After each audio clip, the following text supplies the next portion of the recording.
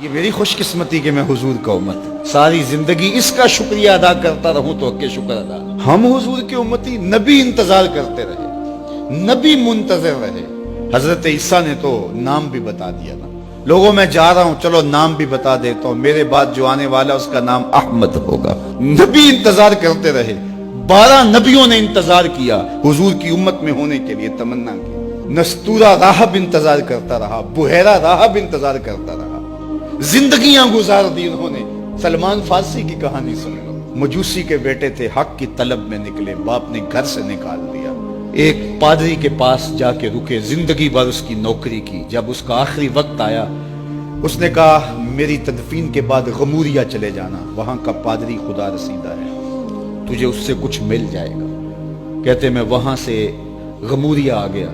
پھر اس پادری کی ساری زندگی خدمت کی. جب وہ مرنے لگا تو اس نے کہا کوئی ایسا شخص نہیں ہے جس کے پاس اب میں تجھے بھیجوں، لیکن نبی آخر الزماں کے ظہور کے لمحے آ گئے.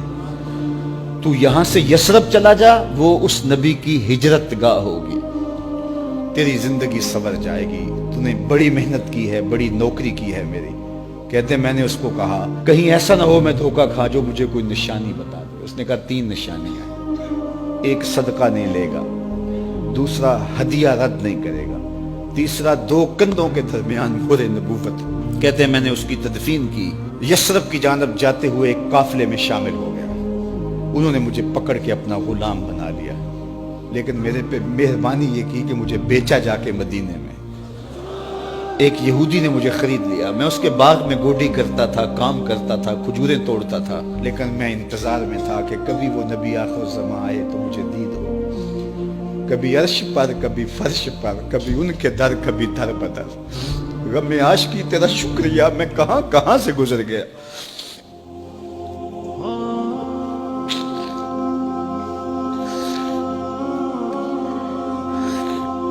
کہتے ہیں ایک دن میں اپنے باغ میں کھجوریں توڑ رہا تھا کہ ہواؤں میں مستی پیدا ہو گئی اور ہر سمت سے طلع البدر علینا کی صدائیں گونجنے لگی.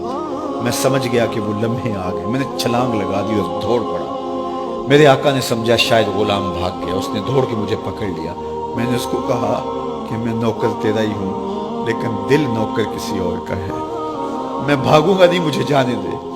میں کچھ کھجوریں لے گیا تھا صدقے کی نیت سے، جا کے حضور کو پیش کی.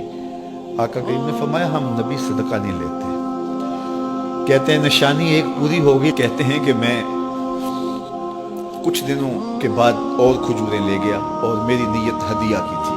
میں نے پیش کی، حضور نے قبول فرما لی. لیکن میں بھی کہتا تھا تیسری نشانی بھی پوری ہو لے تو پھر مانوں گا. اور وہ کیا تھی؟ 2 کندھوں کے درمیان مہر نبوت. کہتے ہیں ایک دن حضور میرے باغ میں آئے اور آقا کریم نے اپنے مبارک کندھے پہ چادر رکھی ہوئی تھی اور چادر کی اوٹ میں مہر نبوت چھپی ہوئی تھی. اور میں پیچھے ہو کے دیکھتا تھا اور میری آرزو یہ تھی کہ کوئی تیز جھونکا ہوا کا آئے اور چادر ہٹ جائے اور میں مہر نبوت کی زیارت کر لوں. حضور میرے ارادہ قلب سے آگاہ ہوئے. فَأَلْقَى إِلَيَّ رِدَاءَهُ. حضور نے چادر اتار کے میری جانب پھینکی اور پھر ایسے رخ کر کے فرمایا انظر الی ما امرت بہ. اس پادری نے جو بتایا تھا دیکھ لے آ کے. تو کہا میں نے دیکھا کہ حضور کے کندھوں کے درمیان.